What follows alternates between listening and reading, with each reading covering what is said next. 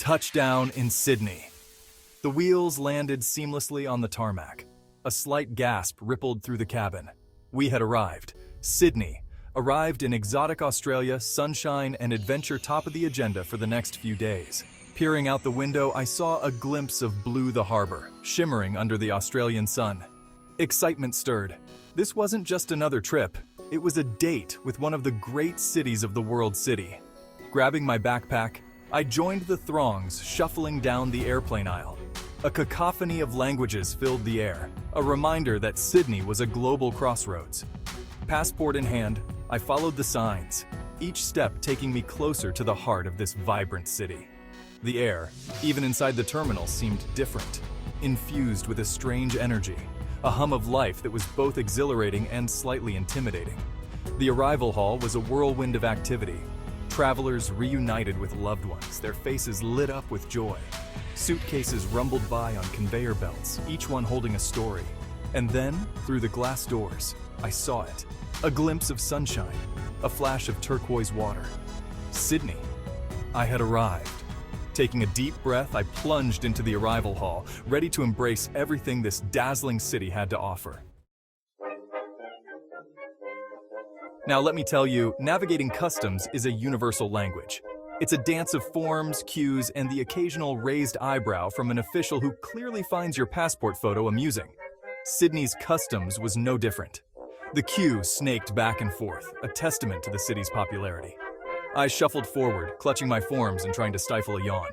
Jet lag, the unwelcome companion of every long-haul flight, was beginning to set in. But the anticipation of exploring Sydney kept me going. Finally, after what felt like an eternity, I reached the front of the queue. A stern-faced woman in uniform awaited, her expression suggesting she'd rather be anywhere else. I handed over my passport and declaration form, hoping I'd filled it out correctly. A few clicks of the keyboard, a cursory glance, and a thud of a stamp later, I was in. Welcome to Australia, mate. Relief washed over me. The first hurdle had been cleared. Stepping out of the terminal, I was greeted by a blast of warm air and the cacophony of a bustling city. Taxis honked, buses rumbled, and the scent of eucalyptus hung heavy in the air. This was more like it. I needed a taxi, and fast. My hotel awaited, and I was eager to ditch my backpack and start exploring. Finding a taxi rank was easy enough. They were everywhere. But hailing one? That was another matter entirely. Taxis whizzed past, already full or simply ignoring my frantic waves. Was this some kind of Sydney taxi initiation? Finally, a kind soul took pity on me. He pulled over, his smile as bright as the Australian sun. "Where to, mate?" he asked in a thick Aussie accent. "The Harbour Rocks Hotel," I replied, grateful to finally be on my way. And with that, I was whisked away into the heart of Sydney. The first thing that struck me as we zoomed through the city streets was the light. It was different here, brighter, crisper. It bounced off the harbour, shimmered on the white sails of the Opera House in the distance, and danced on the faces of passers-by. Sydney was alive, pulsing with energy. The streets were a kaleidoscope of colors and cultures. Sleek modern buildings stood shoulder to shoulder with charming Victorian terraces. People from all walks of life hurried by, their conversations a mix of languages I couldn't even begin to identify. The air thrummed with a sense of possibility, of dreams being chased and stories waiting to be told. And then there was the harbor. My God, the harbor! It was even more breathtaking than I'd imagined. A shimmering expanse of blue, dotted with sailboats and ferries, framed by the iconic Opera House and Harbour Bridge. It was a sight that made my heart skip a beat. I knew right then and there that I was going to love this city. The taxi dropped me off at the hotel, a charming boutique establishment nestled amongst cobblestone streets and historic buildings. After a quick freshen up, I couldn't resist the allure of the harbor any longer. I had to see it up close, to feel its energy, to breathe in the salty air. Strolling down to Circular Quay, I was immediately swept up in the vibrant energy of the waterfront. Tourists and locals alike mingled, drawn together by the allure of the harbor. Street performers provided a lively soundtrack, their music blending with the cries of seagulls and the gentle lapping of waves against the pier.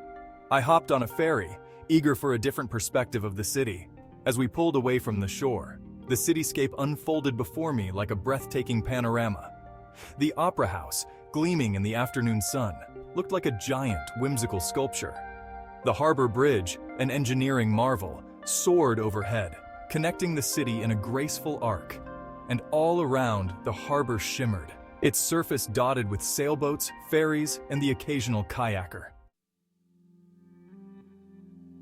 Back on dry land, I wandered through the Rocks, Sydney's oldest neighborhood. Narrow cobblestone streets lined with historic buildings and charming pubs whispered tales of the city's past. I popped into a few shops, browsing through Aboriginal art and quirky souvenirs. And then, there it was, the Sydney Opera House. Up close, it was even more impressive than I'd imagined.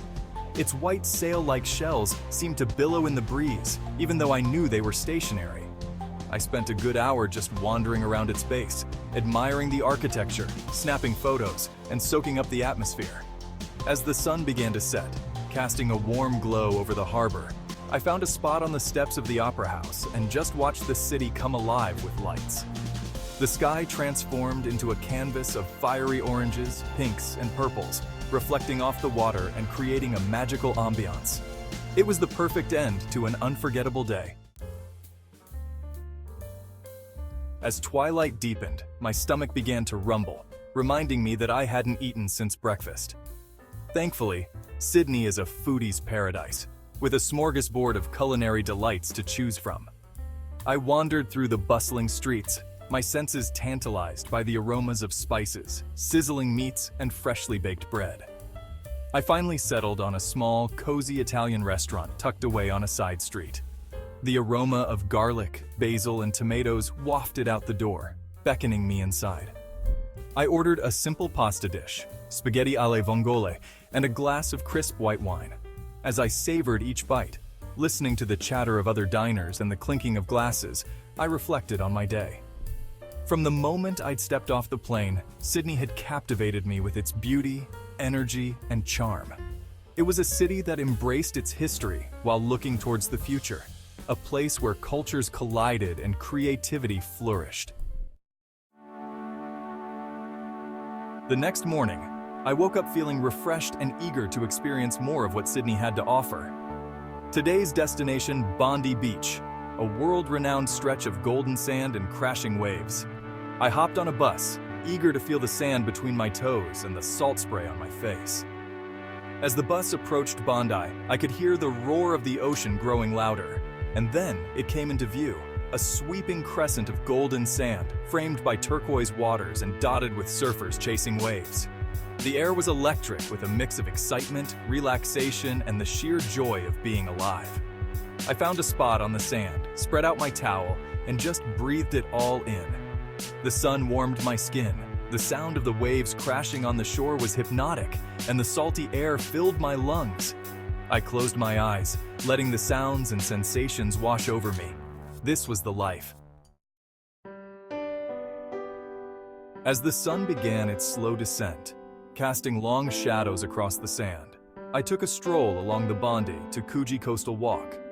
The path wound its way along the cliff tops, offering breathtaking views of the coastline. The air was alive with the sound of crashing waves, the cries of seagulls, and the laughter of people enjoying the last rays of sunshine.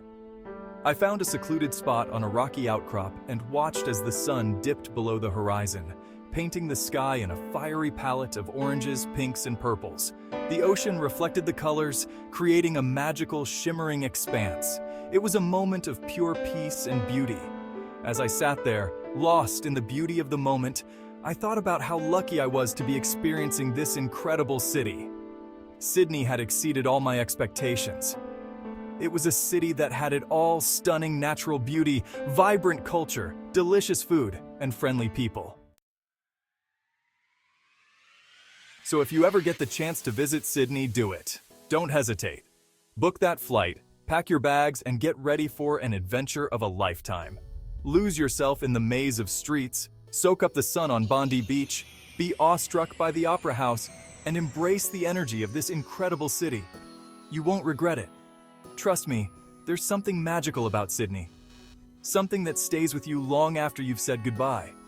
It's a city that has a way of getting under your skin and into your heart. So go on, what are you waiting for?